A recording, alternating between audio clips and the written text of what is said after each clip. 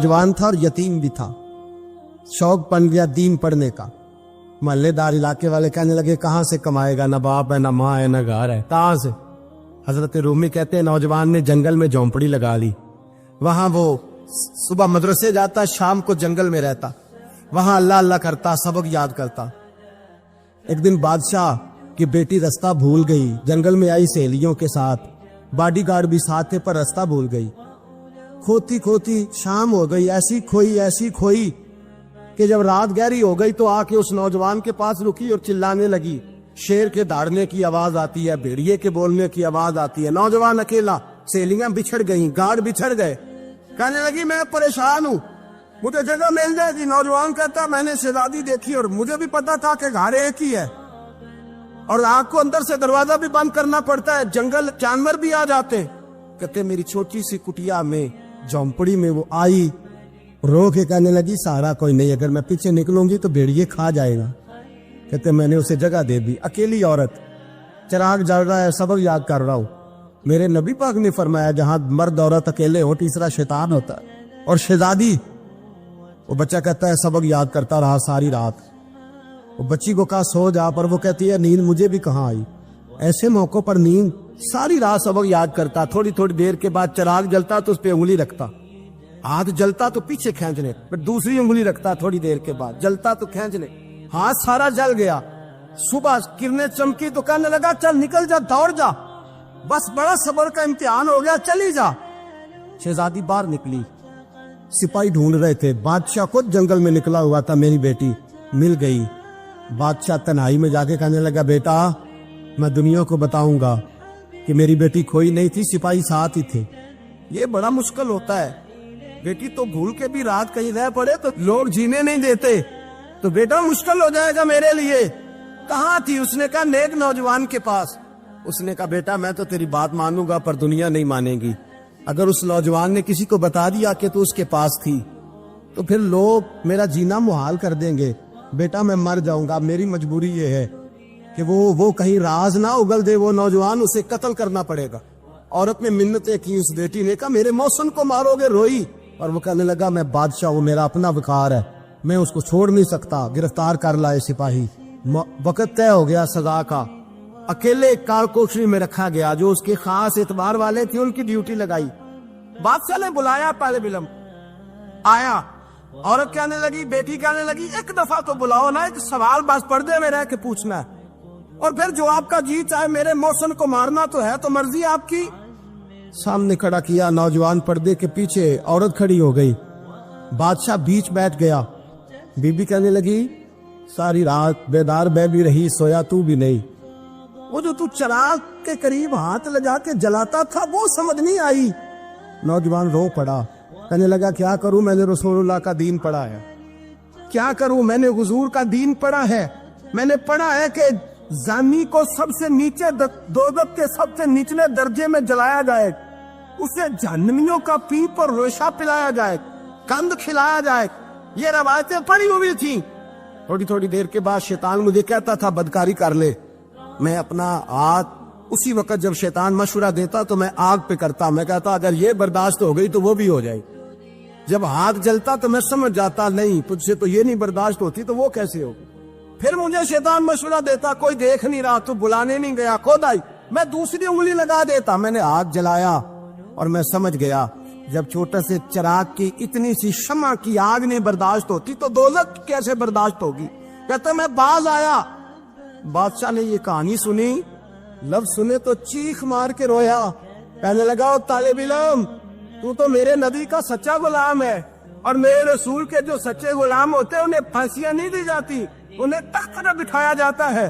अब तुझे सजा नहीं होगी बल्कि मैं अपनी बेटी का निकाह तेरे साथ करूंगा और मेरे बाद इस सल्तनत का बादशाह भी तू ही बनेगा।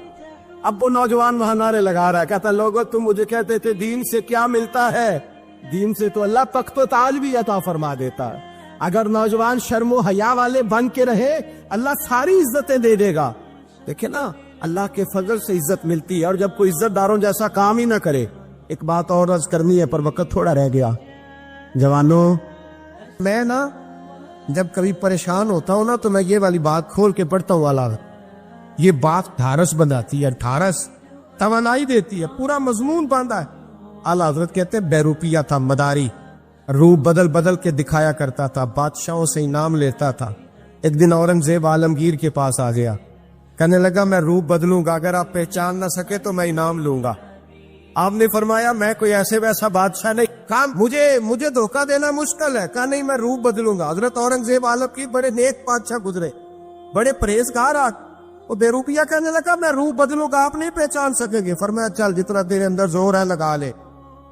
حضرت نے اعلان کیا کہ میں نے فوجی بھرتی کر دے, 2 ماہ کے بعد ٹیسٹ ہوگا. وہ 2 مہینے دوڑتا رہا, رنگ روپ بناتا رہا, آیا ٹیسٹ دینے, 2-3 سپاہیوں کا امتحان لیا. اس کی باری آئی تو 10 روپے دیے, کہنے لگے تیرے آنے جانے کا کرایہ میں نے تجھے پہچان لیا ہے. کچھ دنوں کے بعد جانے لگے سفر پر, تو بھکاری آ گئے خیرات مانگنے. اس نے بھی سارے منہ پر سیاہی مال لی, کپڑے پھاڑ لیے, سر کے بال مڈا لیے, پگے تک کٹا لی, بدرنگ ہو کے آیا. کاسا آگے کیا تو حضرت نے 10 روپے ڈالے, کہنے لگے تیرے آنے جانے کا کرایہ میں نے پہچان لیا ہے. کچھ دن گزرے تو ٹیچر کی ضرورت تھی. اس نے مونچھیں بڑی کر لی, داڑھی نکلی لگا لی, سر پہ جنا کیپ پہن لی, ایک شیروانی لے لی اور ہاتھ میں چھڑی پکڑ کے آیا. کہنے لگا میں استاد ہوں, 2-4 بندوں کا امتحان لیا. اس کی باری آئی تو 5 روپے دیے, 10 روپے دیے, کا تیرا کرایہ میں نے پہچان لیا. 2 سال گزر گئے. وہ جب بھی آتا حضرت پہچان لیتے. ایک دن سفر پہ جا رہے تھے, بہت بڑا لشکر تھا, جہاد کرنے جا رہے تھے اورنگزیب عالمگیر. تو دیکھا ایک پہاڑی ہے, پہاڑی پہ لوگ جا بھی رہے ہیں آ بھی رہے. اورنگزیب عالمگیر پوچھنے لگے یہاں کیا ہے؟ کہنے لگے بابا جی بیٹھے ہیں دعا کرتے ہیں, اللہ کے نیک بندے ہیں. اورنگزیب کہنے لگے یار پرانے لوگ سارے ہی اللہ والوں کو مانتے, یہ بھی مصیبت آئی ہے جتنی نہیں آئی ہے, سارے لوگ ہی مانتے. کہنے لگے ذرا میں دعا نہ کراؤں, بچے کام جا رہا ہوں. اورنگزیب بادشاہ تھے, بادشاہ لوگ نازک مزاج ہوتے ہیں. گھوڑے سے اترے, بڑی مشکل سے پہاڑی پہ چڑھے, اوپر گئے تو لائن لگی ہے. بابا جی غار میں بیٹھے, کہنے لگے میں نے ملنا, میں اورنگزیب ہوں. انہوں نے کہا ہمارا بابا اس طرح کا پیر نہیں کہ امیر آئے تو رنگ اور ہو, غریب آئے تو اور ہو. یہاں اگر ملنا ہے تو لائن میں لگ جاؤ, سب ایک جیسے. اب لائن میں کھڑے ہو گئے, 50 آدمی آگے تھے. کہتے ہیں 51واں نمبر تھا. تھک گیا دھوپ میں کھڑا کھڑا. جب میں پہنچا غار کے دہانے تو میں نے بابا جی کے چہرے پہ نظر ڈالی تو بڑا نورانی چہرہ, بڑی خوبصورت لب و لہجہ. میں نے کہا میرے جیسا آدمی بھی پگڑی باندھ لے تو اچھا لگنے لگ جاتا ہے, بڑا خوبصورت انداز. کہتے ہیں میں ان کے پاس اتحیات کی حالت میں بیٹھ گیا. میں نے کہا حضور میں جا رہا ہوں جہاد کرنے, دعا کرنا. بزرگوں نے ہاتھ اٹھائے, اللہ اس کی مدد فرما, دین کو غلبہ عطا فرما, اسے دین کا سچا پکا سپاہی بنا. پھر تھپکی دی, 2-4 نصیحتیں نکال ڈالی. دیکھنا ظلم نہ کرنا, زیادتی نہ کرنا, جب تم جیت کر نہ کرنا, غرور نہ کرنا, نصیحتیں بھی کر دی. کہتے ہیں اب جب میں اٹھا تو 2-4 دینار بطور نذرانہ مسلح کے نیچے رکھے, اور الٹے قدم جب میں غار سے اترا انہوں نے رومال جاڑا اور اٹھ کے کھڑے ہو گئے. کہنے لگے آج نہیں تو نے پہچانا, آج نہیں تو نے پہچانا, میرا انعام بنتا ہے, آج نہیں پہچانا, لا پیسے. اورنگزیب کہنے لگا یار تو نے حد کر دی, کہاں چڑھا کہاں کھڑا رہا, دھوپ میں تھک گیا, کمال کر دی بھائی تو نے. پتا تو کیا لے گا, اب تو جلدی بتا, وہ کتنے لوگ پیچھے دھوپ میں کھڑے ہیں, لشکر سارا کھڑا ہے, کیا لے گا؟ اس نے کہا سب سے قیمتی ہیرے وہ ہے جو تیرے سر کے تاج میں لگے ہوئے, مجھے تیرا تاج چاہیے. اور بھائیو سننا اور یاد رکھنا, میرے اعلیٰ حضرت کہتے ہیں بادشاہ نے سر کے اوپر سے تاج اتارا, بہروپیے کے قدموں میں رکھا اور کہنے لگے یہ لے, اور یہ تو تیرا مانگنے پر میں نے دیا ہے نا, میں واپس آتا ہوں تو آنا میں اپنی مرضی سے بھی تجھے دوں گا. تو نے اورنگزیب جیسے بندے کو دھوکہ دیا, آنا میں اس وقت بھی دوں گا. وہ دے کر بس بات ختم ہو گئی, حق ہو گئی. دے کر کہتے ہیں جب میں پلٹا نا واپس, بہروپیے نے آواز دی بادشاہ ٹھہر جا. تو میں نے پلٹ کے دیکھا تو کہنے لگے یہ اپنا تاج لے جا, اٹھا اور لے جا. میں نے کہا 2 سال بیت گئے تجھے محنت کرتے, آج قابو آیا تو لے جاؤ. کہنے لگا لے جا, مسئلہ سمجھ میں آ گیا. میں نے کہا مجھے بھی تو سمجھانا. کہتے ہیں وہ پھوٹ پھوٹ کے رویا, اس کی آنکھیں برس پڑی, سیلاب کی طرح آنسو بہہ نکلے, تڑپا اور رو کے کہنے لگا بادشاہ میں نے جھوٹ موٹ رسول اللہ کی غلامی اختیار کی تھی, جھوٹ موٹ کی داڑھی, جھوٹ موٹ کی پگڑی, جھوٹ موٹ کا فقر, میں نے جھوٹ موٹ نبی پاک کا لباس پہنا ہے, تو تیرے جیسے بادشاہوں کے تاج میرے قدموں میں آ گئے ہیں. اگر میں سچ مچ رسول اللہ کا غلام بنوں گا تو اللہ کیا کچھ عطا فرمائے، اللہ کتنی نعمتوں سے نوازے۔ میرے اعلیٰ کیا فرماتے ہیں؟ اعلیٰ حضرت فرماتے ہیں فرشتے بھی کرتے ہیں تعظیم میری۔ کون جی؟ اللہ ایسا عقیدہ بھی کم ملے گا جو بریلی کے امام کا عقیدہ ہے، ایسا بھی کم۔ کہتے ہیں فرشتے بھی کرتے ہیں تعظیم میری۔ کیوں؟ فرمانے لگے فدا ہو کے ان پر یہ عزت ملی۔ بغداد کے ایک درویش عالم تھے، تو وہ جب بھی نماز پڑھاتے نا تو کسی تاجر کی 2 بیویوں کے بارے میں دعا مانگتے۔ توجہ ہے میری بات پر؟ نماز پڑھاتے تو کہتے اللہ اس تاجر کی 2 بیویوں کو اپنی خاص رحمتیں عطا فرما۔ ایک دن لوگ ان کے گرد اکٹھے ہو گئے، کہنے لگے بابا جی بتائیں تو صحیح وہ بیویاں کون تھی جن کے لیے آپ دعا مانگتے؟ تو فرمانے لگے میرے شہر کا ایک تاجر تھا، بہت بڑا تاجر تھا، مالدار تھا پر بے اولاد تھا۔ اسے بغداد سے ملک شام جانا پڑتا تھا تجارت کرنے، اور کئی مہینے اسے شام کے ملک میں رہنا پڑتا تھا۔ اس نے اس طرح کیا کہ وہاں بھی ایک شادی کر لی۔ توجہ ہے نا میری بات پر؟ کیا کر لیا اس نے؟ دوسری شادی کرنا مرد کے لیے جائز ہے، تیسری کرنا بھی، چوتھی کرنا بھی بھیا کے وقت، مگر اگر انصاف کر سکے تو۔ اگر چاروں میں ہم نہ آدھا مسئلہ سنتے ہیں اور آدھا ہی بیان کرتے ہیں، اگر انصاف نہ کر سکے پھر اس کے لیے 4 جائز، پھر وہ ایک ہی رکھے گا۔ تو عزیز دوست دوسرا نکاح کر لیا، شادی ہو گئی۔ اب وہ وہاں کچھ زیادہ وقت گزارنے لگا، مالدار آدمی تھا، بیوی کو مکان بھی لے کے دے دیا۔ اب وہ دیر سے آتا واپس، اور جب آتا بھی تو اس کے وہ والے انداز نہ ہوتے جو پہلے ہوا کرتے تھے۔ اب بیوی سے بڑا جاسوس بھی کوئی نہیں ہوتا، اس کو تو پہلے پتہ چل جاتا ہے کہ ماجرا کیا ہے، اسے بڑی خبر ہوتی ہے۔ تو اس نے محسوس کر لیا کہ بدلے بدلے سے میری سرکار نظر آتے۔ وہ کہنے لگی اب کہ جب آتا جاتا ہے تو اس کے حالات کچھ بدلے بدلے سے ہیں، ماحول کچھ اور ہے۔ اس نے ایک بوڑھا آدمی جو اس کا عزیز بھی تھا اور سمجھدار بھی تھا اس کو تیار کیا۔ کہنے لگی اب کہ جب ملک کے شام جائے نا تو اس کا پیچھا کرنا اور خبر کرنا کہ کہاں رہتا ہے، کہاں جاتا ہے، کیا کرتا ہے۔ وہ بوڑھے بزرگ جو تھے وہ خاتون کے کہنے پر کچھ اس نے کرایہ بھی دیا۔ وہ اس تاجر کے پیچھے گئے اور واپس آ کے خبر دی۔ کہنے لگے کہ یہ تو 2-3 سال بیت گئے، اس نے وہاں بھی شادی کی ہوئی ہے، تجھے بتایا ہی نہیں۔ بی بی بڑی سمجھدار تھی، حوصلہ مند، زیرت، اس نے شور نہیں مچایا۔ اس نے کہا کہ میں نا اب جب آئے گا نا تو طریقے سے بات کروں گی اور پوچھوں گی کہ ایسا کیوں کیا۔ اور یہ بھی اس نے آ کے بتایا کہ اگر تیرے ساتھ نکاح کے بعد اسے اولاد نہیں ملی تو اولاد وہاں بھی کوئی نہیں، یہ مکمل تفصیلات۔ اب جب اس دفعہ خامند آیا تو آتے ہی وہ بیمار ہو گیا، کمزور ہونے لگا۔ اب خاتون نے مناسب نہیں سمجھا کہ آتے ہی دھڑام سے میں اس کے سر پر یہ ٹھوڑ دوں کہ تو نے نکاح کیا ہوا ہے اور مجھے بتایا نہیں۔ وہ ذرا تسلی میں رہی، کچھ وہ بیمار تھا، حوصلہ رکھا، خدمت کرتی رہی۔ کچھ دن گزرے تو وہ تاجر انتقال کر گیا، فوت ہو گیا۔ اب راز کھل نہ سکا، عدت گزاری، اور جب سارا مال جمع کیا نا تو اشرفیوں کی بوریاں بھر گئی۔ سارا مال اس بی بی کا، 4 بوریوں میں اشرفیاں، 4۔ یہاں تو پیٹ کا دوزخ ہے، معاذ اللہ، بھرتا ہی نہیں۔ حل من مزید، حل من مزید۔ وہ جو کہتے تھے نا کہ بس باہر چلا جاؤں اور باہر میں کچھ تھوڑے سے پیسے کما کے 2-3 سال میں لوٹ آؤں گا، پھر یہاں آ کے کوئی کاروبار کروں گا، وہ گئے ہیں تو واپس نہیں آئے۔ وہ جو کہتے تھے نا بس میں نے اتنا سا کاروبار کرنا ہے کہ مکان بن جائے، انہوں نے 4 مکان بھی بنا لیے ہیں، لیکن بریک حل من مزید کی دوڑ ہے۔ اب 4 بوریاں اس عورت نے چھپائے رکھی، کوئی بندہ نہیں جانتا بغداد میں کہ ملک کے شام میں تاجر کی دوسری بیوی بھی ہے۔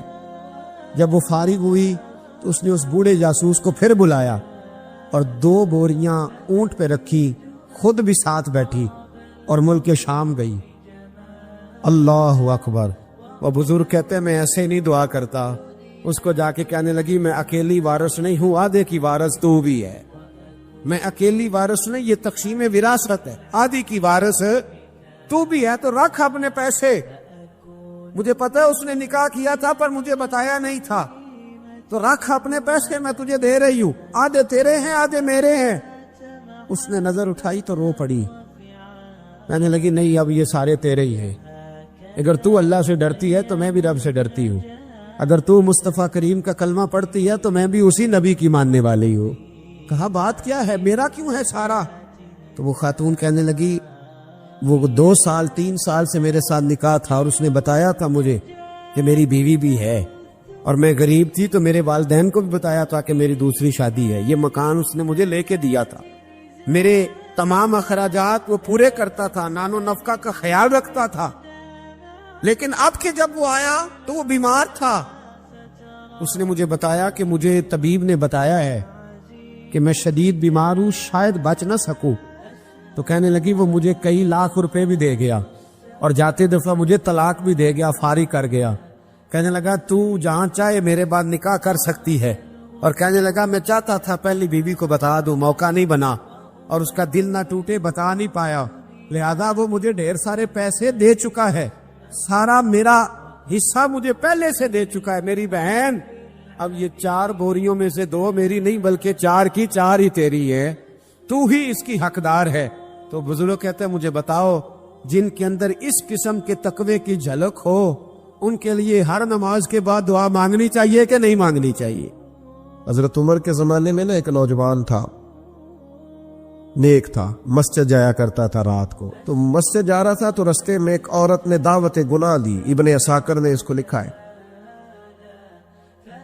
تو نوجوان تھا، خواہشات تھی، کچھ طبیعت مائل ہو گئی، ابھی ادھر جا ہی رہا تھا کہ کسی نے آیت پڑھ دی والی من خاف مقام ربی جنتان، جو رب کے سامنے کھڑے ہونے سے ڈرے گا اللہ 2 جنتیں دے گا۔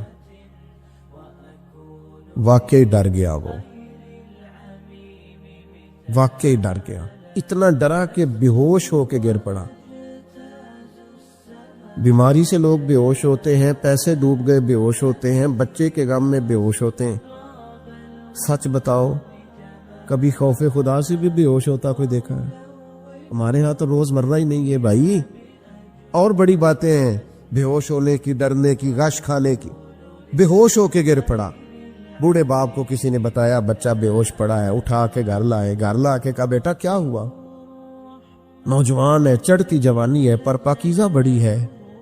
کہنے لگا ابا جی گناہ کی طرف چلا گیا تھا پر میں نے آیت سن لی جو اللہ کے سامنے کھڑے ہونے سے ڈرے گا رب 2 جنتیں دے گا، میں ڈر گیا تھا، رب واقعی 2 جنتیں دے گا۔ باپ رو پڑے، ابا جی کی آنکھوں میں آنسو آئے اور کہا پتر اللہ بڑا مہربان ہے، اس کے وعدے سچے ہیں، واقعی 2 جنتیں دے گا۔ اس نے پھر ایک چیخ ماری اور اس طرح کی ماری کہ اس کی روح ہی پرواز کر گئی، روح ہی پرواز کر۔ کشتگانے خنجر تسلیم را، عشق کی خنجر سے قتل ہو گئے لوگ۔ صبح حضرت عمر کو پتا چلا کہ انہوں نے تو رات جنازہ بھی پڑھ دیا، تدفین بھی کر دی۔ جناب عمر فرمانے لگے اتنا نیک نوجوان خوف خدا سے دنیا سے چلا گیا، مجھے کیوں نہیں بلایا میں جنازہ پڑھتا؟ فاروق اعظم فرما رہے ہیں میرا شوق تھا میں اس کا جنازہ پڑھتا۔ کہا حضور آپ کو تکلیف نہیں دی؟ فرمایا بتاؤ قبر کہاں ہے؟ کہ کامل پیر اونا دے باہو قبر جنا دی جیوے۔ حضرت فاروق اعظم قبر پہ تشریف لے گئے اور کھڑے ہو کے فرمانے لگے نوجوان مجھے امید ہے میرے رب نے تجھے 2 جنتیں دی ہوں گی۔ ابن عساکر کھول کے دیکھو تاریخ بغداد نے کیا لکھا ہے۔ حضرت سیدنا فاروق نے فرمایا امید ہے 2 جنتیں دی ہوں گی، قبر کے اندر سے بولا کامل پیرو نہ دے باہو قبر جنا دی جیوے، قبر کے اندر سے بولا۔ کہنے لگا حضور امید والی بات نہیں، رب کے وعدے سچے ہیں، اس نے واقعی مجھے 2 جنتیں عطا فرمائی، 2 جنتیں دی ہیں، میں نے اپنے مالک کو راضی پایا۔ ہمارے صوفیاء تصوف میں ایک جملہ بولتے ہیں کہ تیرا تو فقر بوزر ہے، یعنی جن کو صحیح درویش کہتے ہیں نا، صحیح درویش۔ مولا علی شیر خدا رضی اللہ تعالیٰ عنہ فرمایا کرتے 2 ہی تو بندے ہیں جو رب کے رستے میں کسی شے کی پرواہ نہیں کرتے۔ حضور کون سے؟ فرمایا ایک ابو ذر غفاری ہے اور دوسرے علی المرتضیٰ ہے۔ مولا علی فرمایا کرتے یہ نا مسلمانوں میں سے 4 یا 5ویں مسلمان ہیں، شروع سے ایک سلیم الطبع آدمی، کچھ لوگ طبع بڑے نفیس ہوتے ہیں، طبع نہیں، اللہ کی طرف سے شروع سے ہی ان کا جو قبیلہ تھا بنو غفار وہ راہزنی کرتا تھا، لوگوں کو لوٹ لیتا تھا. شروع میں یہ کام کیا لیکن جب کچھ لوگوں کی چیخیں کانوں میں گئیں تو چھوڑ دیا، فرمایا نہیں یار طبیعت نہیں مانتی. اور نبی پاک کا کلمہ پڑھنے سے پہلے ہی بتوں کی پوجا چھوڑ کے رب کی عبادت شروع کر دی. لوگ پوچھا کرتے تھے آپ عبادت تو کرتے تھے پر منہ کدھر کرتے تھے؟ فرماتے تھے جدھر وہ کرا لیتا تھا کر لیتے تھے. کسی نے انہیں بتایا کہ مکے میں ایک شخص ہیں جنہوں نے اعلان نبوت کیا ہے، آپ کی طرح کی باتیں کرتے ہیں. انہوں نے اپنے بھائی کو بھیجا، ان کا نام انیس تھا، پتہ کر کے واپس آئے. بھائی کہنے لگے ابو ذر، ان کا نام جندب ہے، اصل میں ذر ان کے بیٹے کا نام ہے اور کنیت سے زیادہ معروف ہیں، ابو ذر غفاری کہلاتے ہیں. فرماتے ہیں کہ بھائی نے آ کے بتایا کہ وہ نیکی کا حکم دیتے ہیں، برے کاموں سے منع کرتے ہیں، صلہ رحمی کا پیغام دیتے ہیں، لیکن لوگ سارے مخالف ہیں. یہ چیز بھی بڑی کاؤنٹ ہوتی ہے، اسے نہ کاؤنٹ کیا کریں. لوگوں کی ترجیحات بدلتی ہیں، صبح کچھ دوپہر کچھ شام کچھ، اسے نہ کاؤنٹ کریں. انہوں نے اس بات کو کاؤنٹ کر کے بتایا کہ لوگ ان کے جو ہے نا وہ مخالف ہیں سارے. تو حضرت ابو ذر غفاری کہنے لگے مجھے تسلی نہیں ہوئی، میں خود جا کے پتہ کروں گا. کہتے ہیں مکہ شریف آیا تو کسی ایسے آدمی سے پوچھ بیٹھا، میں تو کچھ اور سمجھا تھا، وہ کچھ اور نکلا. مکے والوں نے بڑا مارا. مکے پہنچ کے پہلی جو چیز ملی وہ مار کھانے کی تھی. اب میں ڈرتے کسی سے پوچھتا ہی نہ، بھوک بھی بڑی تھی، رہنے کو جگہ نہیں تھی، حرم شریف میں لیٹا رہتا تھا. میرے نصیب دیکھو، مجھے ایک شخص نے نہ آ کے ہلایا، کہنے لگے اگر مناسب سمجھے تو میں آپ کو دیکھ رہا ہوں کافی دیر سے، آپ کوئی پردیسی ہیں، آپ کا اپنا مہمان نہ بنا لوں.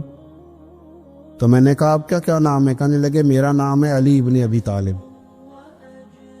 کہتے ہیں مولا کائنات گھر لے گئے، کھانا بھی کھلایا، جگہ بھی دی، سونے کو خدمت بھی کی، لیکن چونکہ میں تو پہلے ایک سے پوچھ کے مار کھا بیٹھا تھا، میں نے پوچھا نہیں میں کدھر آیا ہوں.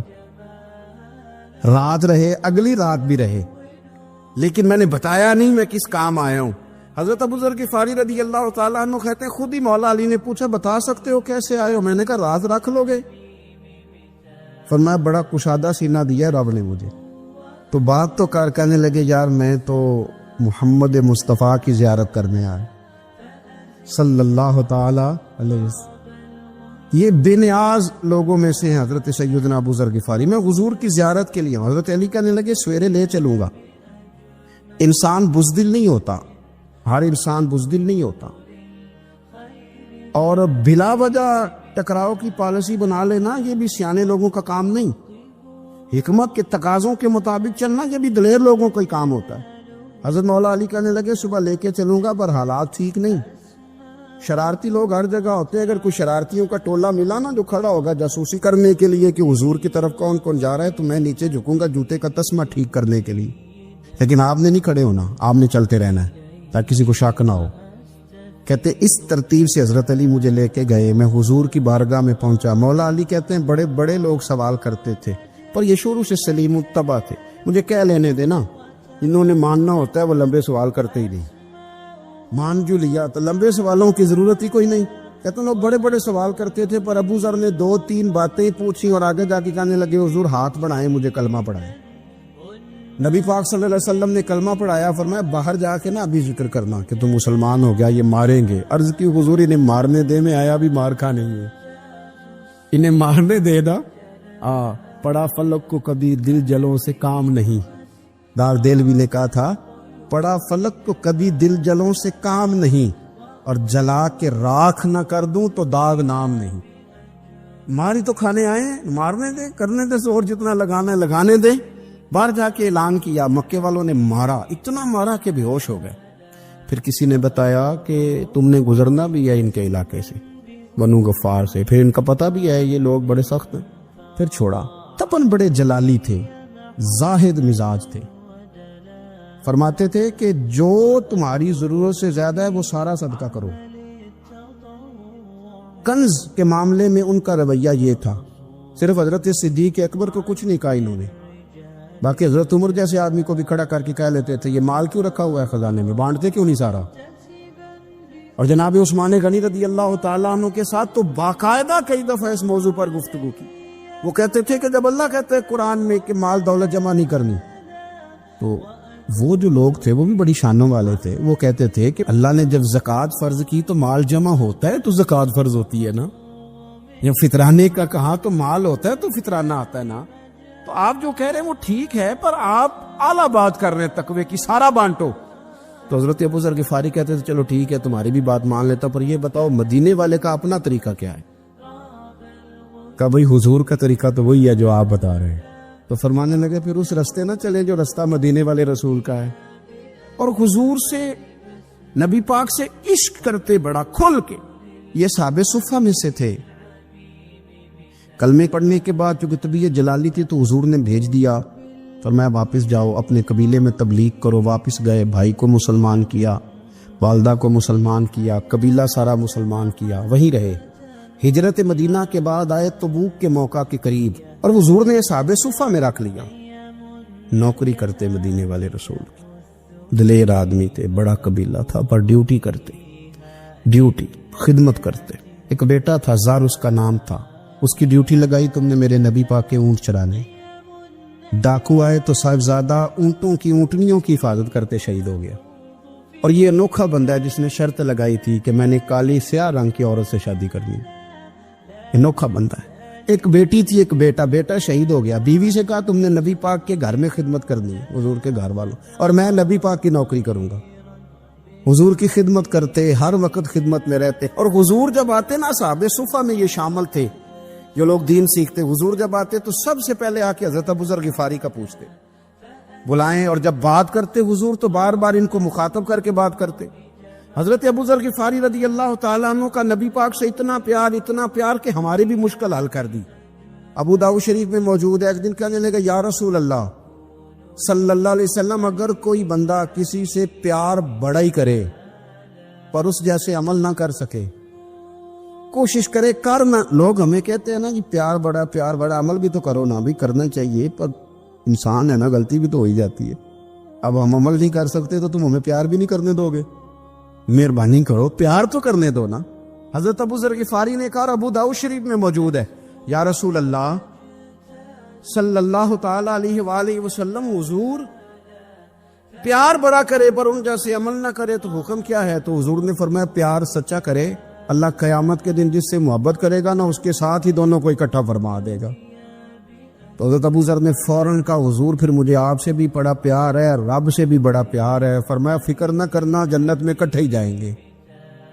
اتنی محبت رسول پاک کی ذات کے ساتھ. حضور کی نوکری کرنا. ایک دن خدمت کرتے کرتے سو گئے. حضور مسجد میں آئے پتہ کرنے کہ ابو ذر آرام کر رہا ہے. یہ بھی مزہ ہوتا ہے، خیال رکھنا اپنے درویشوں کا، کیا کھایا، کیا پیا، کہاں سوئے. حضور رات کو آئے، یہ سوئے ہوئے. فرماتے ہیں حضور نے میرا انگوٹھا ہلایا، میں اٹھ کے بیٹھ گیا، حضور بھی میرے پاس بیٹھ گئے. اور میں ابو ذر بڑا پیار کرتے ہو، سونے آپ کو پتہ ہی ہے. کہا یار تو بڑی نوکری کرتا ہے، ایک دن وہ بھی آئے گا جس دن تجھے میری مسجد اور میرے شہر سے جانا پڑے گا، پھر کیا کرو گے؟ تو عرض کی حضور کسی کی طاقت ہے مجھے آپ کے شہر سے نکالے؟ میں تلوار نکال لوں گا. نبی پاک نے فرمایا تلوار نہ نکالنا، جہاں تمہیں بھیجا جائے چپ کر کے چلے جانا. حضور کب تک؟ فرمایا جب تک اللہ تیری اور میری ملاقات نہیں کرا دیتا، یعنی وصال تک. یہ واحد شخص ہے کہ حضور کے وصال ظاہری کا وقت آ گیا تو فرمایا کوئی میرے ابو ذر کو بلاؤ. جب یہ آئے تو حضور لیٹے ہوئے تھے، یہ جھکے نبی پاک کی طرف، حضور میں حاضر ہو تو حضور نے پکڑ کے سینے کے ساتھ لگا لی. میرے رسول پاک صلی اللہ علیہ وسلم کی خدمت میں ایک دفعہ عرض کرنے لگے حضور مجھے صوبے کا گورنر بنا دے. تو نبی پاک نے فرمایا ابو ذر میں عہدے پسند نہیں کرتا، تو تمہیں بھی میں کہتا ہوں عہدہ نہ لینا، تمہیں بھی کہتا ہوں عہدہ نہ لینا. فرمایا ابو ذر میں جو چیز اپنے لیے پسند کروں گا تمہیں بھی اسی کا مشورہ دوں گا.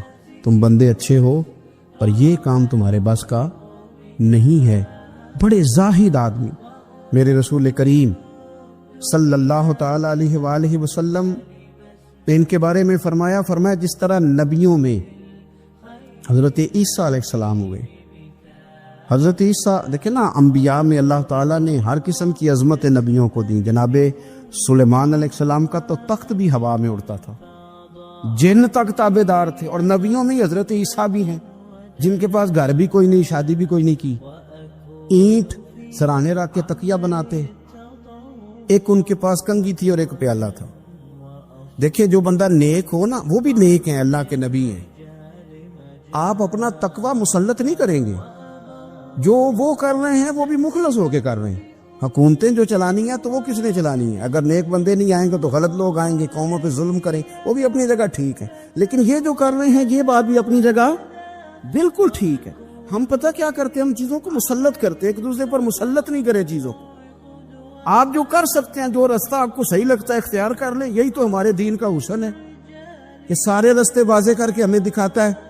حضرت عیسیٰ علیہ السلام نے ایک دن دیکھا کہ ایک بندہ نا انگلیوں کے ساتھ اپنے بال سیدھے کر رہا ہے, تو آپ نے فرمایا یار کنگھی کے بغیر بھی کام چل سکتا ہے, کنگھی بھی خیرات کر دی. دیکھا ایک بندہ ہاتھ کا تکیہ بنا کے لیٹا ہے, تو فرمایا اینٹ بھی دے دو کسی کے کام آ جائے. ایک دن دیکھا کہ ایک بندہ نا یوں چلو میں پانی پی رہا ہے, فرمایا پیالہ بھی رہنے دو, اس کے بغیر بھی کام چل ہی جاتا ہے. جناب عیسیٰ کا یہ زہد تھا. میرے نبی پاک علیہ السلام نے فرمایا جس نے جناب عیسیٰ کا زہد دیکھنا ہو وہ میرے ابو ذر غفاری کو دیکھے, ان کو دیکھے. یہ دنیا میں جناب عیسیٰ کے زہد کے مطابق چلتے پھرتے ہیں. ساری زندگی دولت کو, مال کو پسند نہیں کیا. جہاں رہتے تھے ایک گورنر صاحب نے 300 دینار تحفے میں بھیجے, تو ایک ہوتا ہے نا بندہ کہتا نہیں نہیں ضرورت نہیں. اور حضور سید عالم صلی اللہ علیہ وسلم نے حضرت عمر سے فرمایا تھا جو خود بخود آ جائے وہ قبول کر لو اللہ کی طرف سے. لیکن ان کا رنگ فقیری والا تھا اور تھوڑا انوکھا تھا. 300 دینار آئے تو فرمانے لگے اسے جا کے کہو تمہیں کوئی اور بندہ نہیں ملا دھوکہ دینے کے لیے, میرے گھر ہی مال بھیج دیا ہے. فرمانے لگے میرے پاس گدھا ہے سواری کرنے کے لیے, میرے پاس بکریاں ہیں دودھ پینے کے لیے, میرے پاس ایک چادر اضافی ہے سامان میں سے, میں تو ڈرتا ہوں کہ رب کہیں اس چادر کے بارے میں سوال نہ پوچھ لے, اور تم ہو کہ میرے پاس یہ لے کے آئے ہو. حضرت عثمان غنی کے پاس جا کے کہا کرتے کتنا لوگوں کے پاس پیسہ آ گیا ہے, ہر بندے کے گھر میں مال ہے, یہ کیا ہو رہا ہے, لوگوں سے کہیں خرچ کریں غریبوں پہ. عثمان غنی فرمانے لگے تمہیں تو خوش ہونا چاہیے کہ میرے دور میں لوگ خوشحال ہو گئے. آپ فرمانے لگے نہیں, وہ والا رنگ زیادہ بہتر ہے جو مدینے والے نے اختیار فرمایا, کیونکہ کچا رنگ للاری والا چڑھدا تے لیندا رہندا عشق تیرے دا رنگ محمد, جدوں چڑھ جائے پھر نہیں لیندا. آپ کی طبیعت کے اندر دولت سے بیزاری. حضرت ابو درداء, حضرت ابو موسیٰ اشعری, حضرت ابو ہریرہ رضی اللہ تعالی عنہ, یہ سمجھ لیں ان کے کلاس فیلو تھے, ان کے ساتھ پڑھا تھا انہوں نے. حضرت ابو ذر غفاری ان پر بھی جلال کرتے. آپ یقین کریں کہ طبیعت نا ایسے کیف میں آ گئی ان کو پڑھ کے. ان کو پڑھا جب کچھ دنوں سے تو کچھ انوکھا, یہ انوکھی وجہ ہے, سارے زمانے سے نرالے ہیں. یہ بندے کون سی بستی کے یار اب رہنے والے ہیں, یہ کس طرح کے لوگ ہیں, کیا سوچ ہے. حضرت ابو درداء رضی اللہ تعالیٰ عنہ کے گھر کے قریب سے گزرے تو حضرت ابو درداء مکان بنا رہے تھے. کیا جملہ کہا, تڑپ گئی روح. فرمانے لگے ابو درداء تجھ سے مجھے یہ امید نہیں تھی یار. فرمایا کیا ہوا؟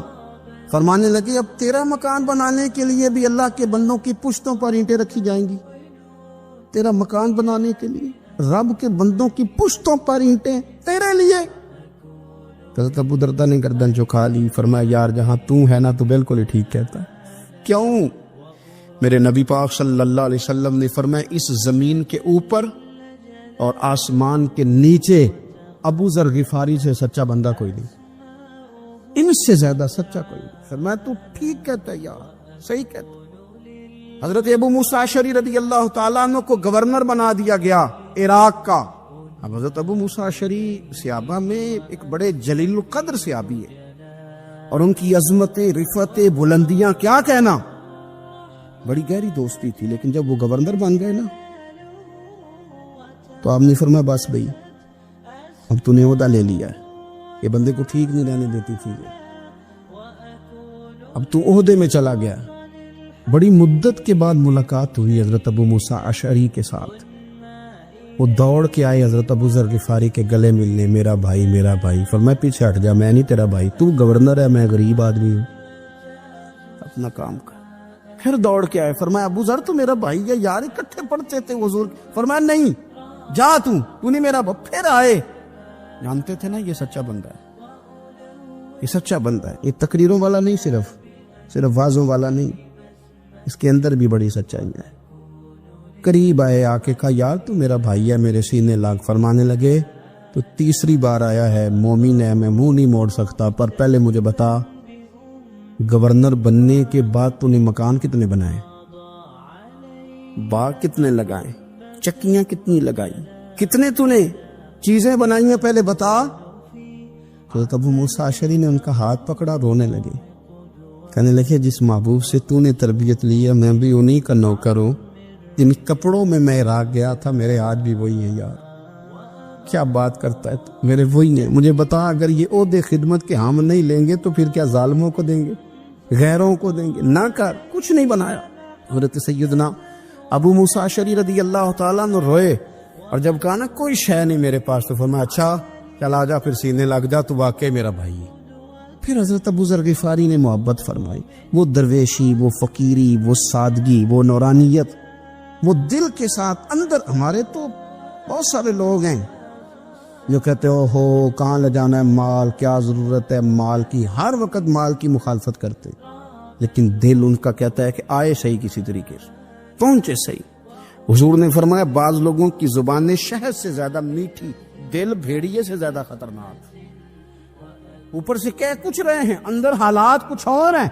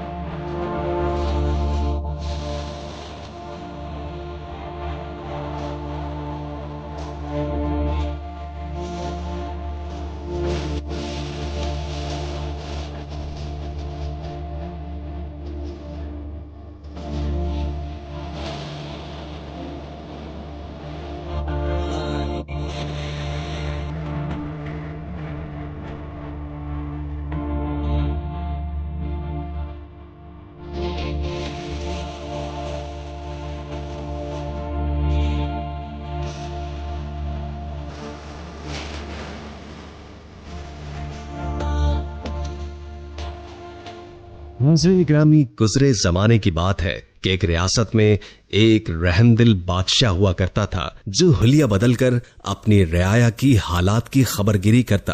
ایک دن بادشاہ اپنے محل میں اداس اور پریشان بیٹھا ہوا تھا کہ اتنے میں اس کا وزیر اس کے پاس آیا اور اس نے بادشاہ کو رنجیدہ اور خاموش پایا. بادشاہ کی یہ حالت دیکھ کر وزیر بھی پریشان ہوا اور وزیر نے اسے سلام کیا تو بادشاہ نے کوئی جواب ہی نہیں دیا کیونکہ وہ اپنی سوچوں میں مگن تھا. وزیر نے دوبارہ سلام کیا مگر بادشاہ نے پھر بھی سر اٹھا کر نہیں دیکھا. اب تو وزیر کو بہت تشویش ہونے لگی. وزیر نے ایک دفعہ پھر بھرپور آواز سے سلام کیا اور پوچھا کہ آپ اس قدر خاموش اور رنجیدہ کیوں ہیں؟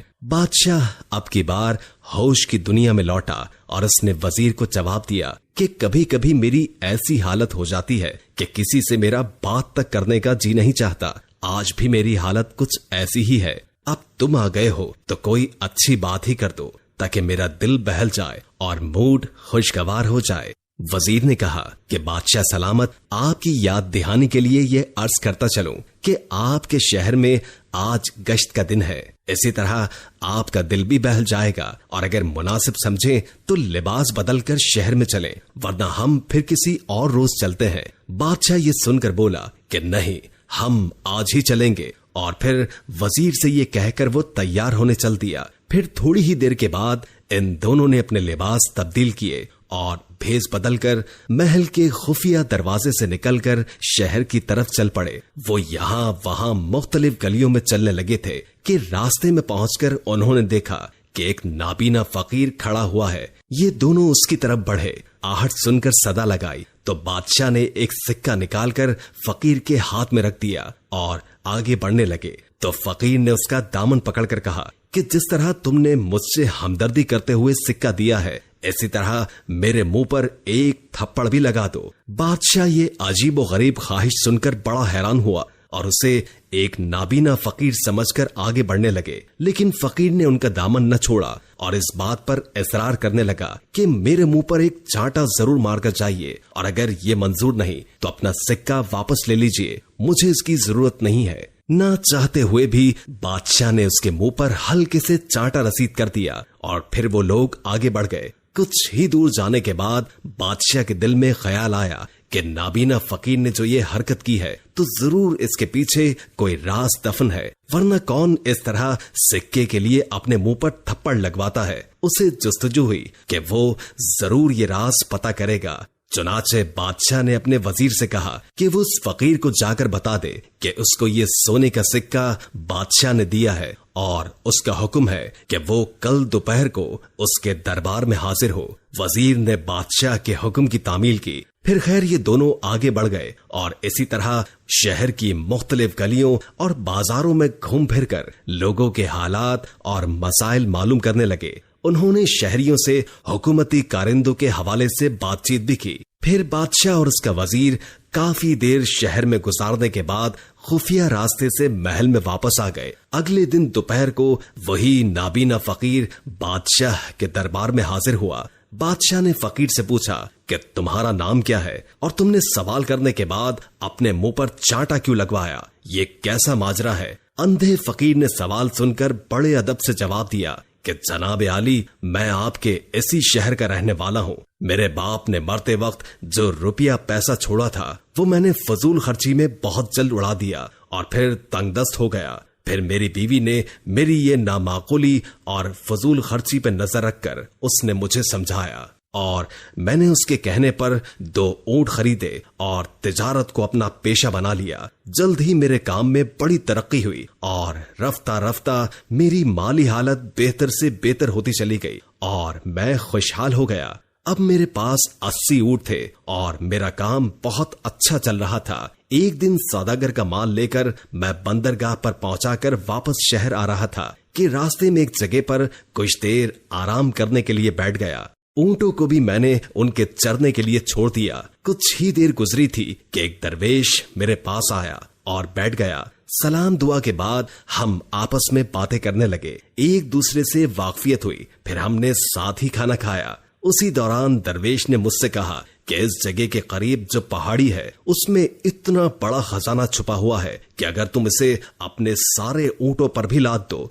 तो भी वो कम नहीं होगा। ये सुनकर मैं लालच के घेरे में आ गया और मैंने कहा कि ये खजाना मुझे भी दिखाइए। दरवेश ने कहा कि मैं इस शर्त पर तुम्हें ये खजाना दिखा सकता हूँ कि जब तुम अपने आधे ऊंट मुझे दे दो। मैंने दिल में सोचा कि अपने इन 80 ऊंटों में से 40 ऊंट इस दरवेश को दे दूंगा तो भी 40 ऊंट मेरे पास बचेंगे। खजाने से भरे ये 40 ऊंट भी मेरी कई पुश्तों के लिए काफी होंगे। इतना बड़ा खजाना 40 ऊंटों के बदले में मिल रहा है तो ये सौदा कुछ बुरा भी नहीं है। चुनाचे ये सोचकर मैंने दरवेश से कहा कि मुझे तुम्हारी ये शर्त मंजूर है। उस पर दरवेश ने मुझसे कहा कि मैं ऊंट लेकर इसके पीछे पीछे चलूं।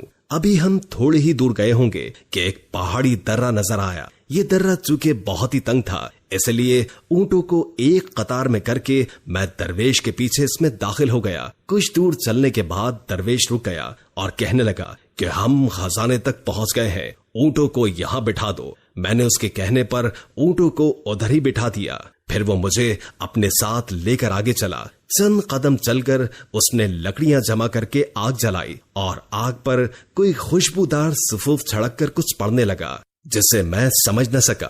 کچھ ہی لمحوں کے بعد اچانک زمین لرزنے لگی اور ایک جگہ سے پھٹ گئی. جس جگہ یہ زمین پھٹی وہاں پر ایک عالی شان دروازہ نظر آیا. درویش نے مجھے اشارہ کیا کہ آؤ, اور پھر ہم دونوں اسی دروازے میں داخل ہو گئے. جب میں دروازے کے اندر گیا تو میری آنکھیں حیرت سے پھٹی کی پھٹی رہ گئیں. ہر طرف ہیرے جواہرات کے انبار لگے ہوئے تھے. میں اس کو دیکھتے ہی لالچیوں کی طرح چمٹا اور یہ زر و جواہرات اپنے اونٹ پر لادنا شروع کر دیا. جب سارے اونٹ بھر گئے اور ہم واپس جانے لگے تو درویش نے چاندی کی ایک ڈبیا ایک صندوق سے نکالی اور اپنی جیب میں رکھ لی. اس کے بعد اس نے پھر کچھ پڑھنا شروع کیا جس کو میں سمجھ نہ سکا. ابھی ہم دروازے سے نکلے ہی تھے کہ زمین پھر ہلی اور خزانے کا دروازہ خود بخود بند ہو گیا. ہم پھر اسی درے میں پہنچ گئے جہاں سے گزر کر آئے تھے. درے سے نکل کر درویش اپنے 40 اونٹ لے کر ایک طرف کو چلا اور میں اپنے باقی 40 اونٹ لے کر بغداد کی طرف روانہ ہو گیا. بادشاہ سلامت میں چند قدم آگے ہی گیا ہوں گا کہ لالچ نے مجھے کھیل لیا اور میرے دل میں خیال آیا کہ بلا وجہ میں نے 40 اونٹ اسے دے دیے. وہ تو درویش ہے, اسے دولت کی کیا ضرورت ہے. لہٰذا میں واپس آ گیا اور اس سے بات کر کے 20 اونٹ واپس لے لیے. اب میرے پاس 60 اونٹ ہو گئے تھے. میں آگے چلا تو لالچ نے پھر میرے دل میں دستک دی. لہٰذا میں پھر واپس آ گیا اور درویش کو ڈرا دھمکا کر 10 اونٹ اور واپس لے لیے. پھر اسی طرح میں نے اپنے سارے اونٹ اس سے واپس لے لیے. اب درویش خالی ہاتھ چل پڑا تو میرے دل میں خیال آیا کہ اس کی جیب میں چاندی کی ایک ٹبیا تھی, ضرور اس میں کوئی خزانہ چھپا ہوا ہے. میں پھر اس کے پاس گیا اور اسے ڈرا دھمکا کر وہ چاندی کی ڈبیا لینے کی کوشش کی. پہلے تو اس نے انکار کیا تو پھر مجھے یقین ہو گیا کہ ضرور اس میں کوئی خزانہ چھپا ہوا ہے. لہٰذا میں نے اس سے وہ ڈبیا چھین لی. میں نے اسے کھولا تو اس میں سرما پڑا ہوا تھا. میں نے اس سرمے کا راز اس سے پوچھا تو اس نے بتایا کہ دائیں آنکھ میں سرما لگانے سے زمین کے خزانے نظر آنے لگتے ہیں. میں نے فوراً سرما اپنی دائیں آنکھ میں لگایا تو واقعی مجھے زمین میں چھپے خزانے نظر آنے لگے. تو اس نے مجھے بتایا کہ تم اس سرمے کو بائیں آنکھ میں مت لگانا ورنہ بہت نقصان اٹھاؤ گے. میں لالچ میں اندھا ہو رہا تھا, لہٰذا میں نے اس کی بات نہ سنی اور سرما اپنی بائیں آنکھ میں بھی ڈال دیا, جس کو لگاتے ہی میں اندھا ہو گیا. مجھے کچھ نظر نہیں آ رہا تھا. میں زور زور سے چلانے لگا کہ مجھ سے میرا سب کچھ لے لو مگر مجھے میری بینائی واپس کر دو. مگر اب مجھے میرے لالچ کی سزا مل چکی تھی. وہ درویش میرے سارے کے سارے اونٹ اور چاندی کی ڈبیا لے کر چلتا بنا اور میں وہیں ٹھوکرے کھانے لگا. پھر گرتا پڑتا شہر میں آ گیا اور اس دن سے آج تک بھیک مانگ کر زندگی گزار رہا ہوں. اب مجھے جو کوئی بھی رقم دیتا ہے تو میں خود کو سزا دینے کے لیے اپنے منہ پر چانٹا ضرور لگواتا ہوں. بادشاہ نے فقیر کی دردناک کہانی سن کر کہا کہ تمہارا تو بڑا عبرتناک انجام ہوا ہے. یقیناً لالچ کا انجام برا ہی ہوتا ہے.